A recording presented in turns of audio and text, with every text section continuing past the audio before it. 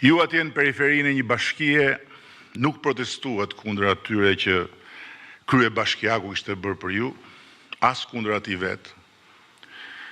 Ju që mbushët bulevardin dhe rrjetet sociale me protestën tuaj, nuk protestuat kundër Shqipërisë që ne ndërtuam gjatë 3 mandateve të para, dhe këtu po ndaj pak posaçërisht ata, jo të pakt, që ishin votues, mbështetës, apo dhe antarët Partisë Socialiste. Po dhe ata që gjatë ditës ishin punë në shtetit, dhe mbrëmje shkonin protestë. Ata nuk dolën në bulevardin e Flamingove për të mohuar transformimin e Shqipërisë, për të sulmuar qeverinë, apo për t'u bashkuar këngës Rama jepe dorëheqjen. Ata që votuan për ne në qershorin e shkuar, dolën dhe u bashkuan me tjerët, edhe kur protesta drejtohej kundër meje, sepse forca e saj përgjithëse ishte më imponuese mbi ta se sa figura ime. Ata të administratës ku plot mund mos kenë votuar për ne, dolën dhe ata me tjerët, sepse Shqipëria e re që ne kemi ndërtuar nuk jeton me hijenës vjetrës, kur njerëzit flakeshin nga puna e shtetit, me farë dhe me fis, pse shkonin në një takim tonin në opozit, se të shkonin në protest kundër qeverisë, as që nuk bëj fjalë. Të gjithë bashkë ata qytetarë u mblodhen aq të shumt aty, kur sorrat dhe korbat nuk e kishin nxjerr ende kokën, sepse i çoi një nevojë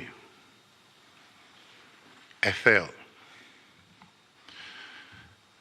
Një nevojë e brendshme për të përcjell një mesazh më të fortë se sa përkatësia e tyre ndaj një partie apo se sa ngjyra e qeverisë për të cilën ata mund të kenë votuar.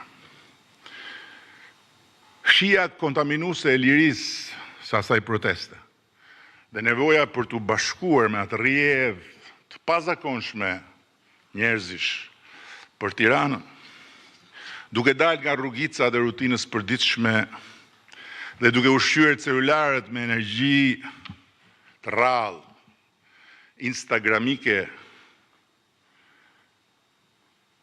një energji e mahnitshme, besoj, ishin më të fuqishme se sa i gjithë arsenali ynë i fakteve kundër gënjeshtrave, shpifjeve dhe akuzave lidhur me projektin e Zvërnecit.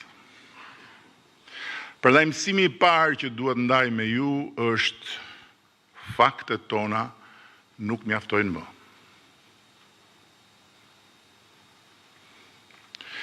Sepse në Shqipërinë që ne transformuam rrënjësisht, njerëzit nuk jetojnë më as me kënaqësinë e ndryshimeve që ndodhin, as me inkurajimin nga gjërat që ndërtohen. Siç ndodhte deri dje. Kur prisin me besim që pas rrugës, shkollës, lulishtes, që u ndërtuan lagjen tjetër, t'i vinte radha rrugës, shkollës, lulishtes, lagjes tyre. Ata sot jetojnë me pritshmëri, që rriten më shpejt se sa mundësitë tona për t'u përgjigjur. Dhe në një Shqipëri që zhvillohet me ritme të reja, ata e përjetojnë zhvillimin si një tension, mes asaj që shohin dhe dëgjojnë dhe asaj që kanë. Herë si burim pikpyetjesh për çfarë po bëhet me vendin dhe shpesh herë si ndjenjë pasigurie për pjesën e tyre në një ekonomi që rritet shpejt, por bashkë me koston e jetesës tyre. Me fjalë tjera, shok dhe shoqe, Nuk mjafton më ta qeverisim të tashmen me investime, arritje, integrime, duke treguar çfarë bëm deri këtu, po duhet qeverisim në harmoni me përvojën e përditshme të qytetarit sot. Sepse zemrat dhe mendjet e shqiptarëve nuk janë më aty ku ishin deri dje. Te çfarë ndryshon në territor. Dhe nuk kanë fare më lidhje me statistikat ekonomike, sado pozitive qofshin. Ato janë ankoruar mu të pritshmëritë e tyre. Prandaj dhe bulevardi i Flamingove duhet parë jo si një protest, po si një pasqyrë. Që shoqëria na e vuri përpara, duke na sfiduar të shohim vetveten dhe të verifikojmë seriozisht nëse e kemi mendjen dhe zemrën në vendin e duhur për ta qeverisur Shqipërinë e kësaj faze 3. Të cilën në radh parë dhe me do e mos duhet ta kuptojmë ne të parët në të gjithë përmasat e saj. Unë vetë në pasqyrën e bulevardit Flamingove pash mbylljen e një epoke dhe fillimin e një tjetër. Epoka e mbyllur është epoka e mungesave. Kur një rrugë e re ishte fitore kolektive, një shkollë e re ishte feste e përbashkët, një lulishte e re pritej me duar trokitje dhe ndezja e dritave në lagje përcillej me bekime.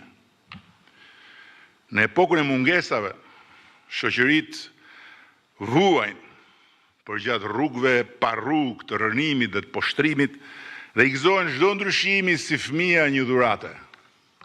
Toleranca e tyre ndaj atyre gjërave që mungojnë është shumë e madhe. Deviza e saj epoke është ka edhe më keq. Epoka e hapur është epoka e pritshmërive. Ku rruga e re është standard, jo fitore. Shkolla e re është borxh që kthehet me vonesë, jo arsye për të festuar. Çdo shërbim i mirë merret i mirëqen dhe asnjë mungesë shërbimi nuk durohet më dot si deri në mbylljen e epokës më parshme. Shoqëria as nuk e çon më në përmend nëse ka dhe më keq. Toleranca e saj ndaj çka nuk shkon vjen duke u zeruar, sepse deviza e kësaj epoke është ka edhe më mirë. Alexis de Tocqueville, një ndër studiuesit më të mprehtë të demokracisë dhe ndryshimit shoqëror, na ka lënë një paralajmërim me shkrim. Tamam për këtë fazë ku kemi hyrë. Çasti më i rrezikshëm për një qeveri vjen pikërisht kur ajo ka nisur të ndryshojë gjërat. Dhe shembujt e ndryshimit që ne kemi sjellë në këtë vend janë të panumërt në çdo drejtim. Ndërkohë që rreziku për të cilin ai shkruan është tani më fare i lexueshëm. Për 100 e kusur vjet në Shqipëri nuk ishte hetuar, dhe aq më pak pastaj gjykuar në mënyrë të pavarur, një i vetëm zyrtar i lartë. 100 e ca vjet, asnjë. Ndërsa korrupsioni ishte pranuar nga të gjithë, si t'ishte fataliteti një fatkeqësie kronike natyrore. Më kujtohet se kur njerëzit e mbështesnin edhe me dorën e djathtë, edhe me dorën e majtë reformën drejtësi, duke kërkuar vettingun si besimtarët që kërkojnë shpëtimtarin, prap se prap, pyetjes, nëse e besonin se ata do të shihnin një ditë zyrtar të lartë përpara drejtësisë, i përgjigjeshin masivisht jo. Reforma jonë drejtësi e ngriti luftën kundër korrupsionit në nivele që deri dje as nuk imagjinoheshin. Monumenti I pandëshkueshmërisë ra, siç deri dje as mund të imagjinohej. Por ky fakt s'mjafton fare që njerëzit t'i gëzohen sa arritje historike. Përkundrazi,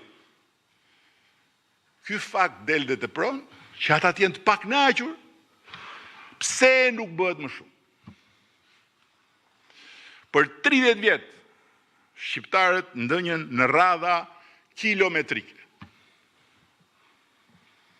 për të marrë shërbimet më elementare. Duke pritur në shi, duke pritur në diell, një dokument të rëndom, certifikat lindje, duke u shtyrë për të paguar dritat që me zivinin, apo duke ardhur nga jashtë për të kaluar gjysmën e pushimeve në për sportele, që ngjanin si ato dyert e urbanit kur futet gjithë dynjaja,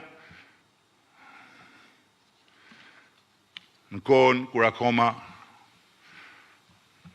ishin turnet e kombinatit tekstileve. Por e kishim pranuar atë realitet. Sigur të ishte një trashëgimi e patundshme. Sot, 95% e shërbime publike në Shqipëri merren nga celulari, falas, dhe merren nga çdo pikë e botës.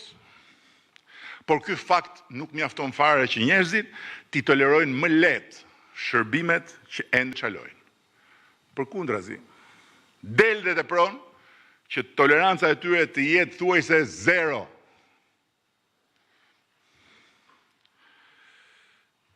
Nuk e di a e dëgjuat kur tregova një ditë rastin e të ëmës një shokut tim, gjyshet 80 ca vjeçare. Edhe ajo doli në protestë.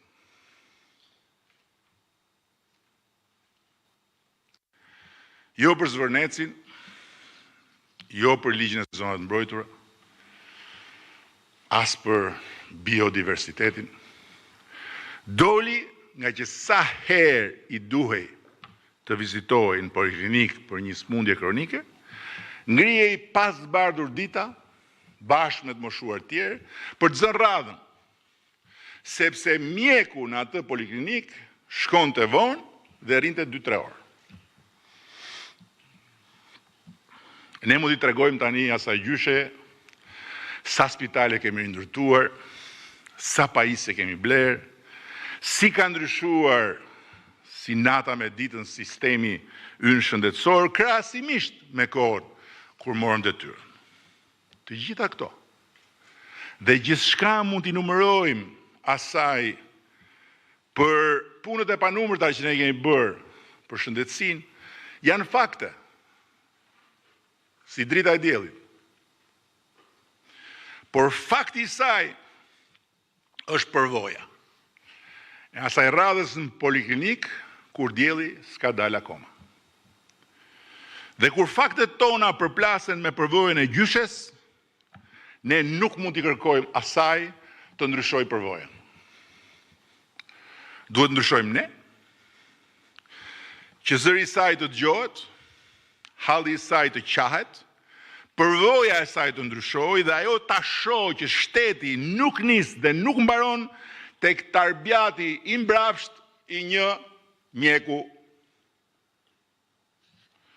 Përndryshe, të gjitha ndryshimet që kemi bërë për shëndetësinë do mbeten aty. Fakt. I pamoshëm. Po ne nuk do jemi më këtu. Nëse vazhdojmë të besojmë se mjaftojnë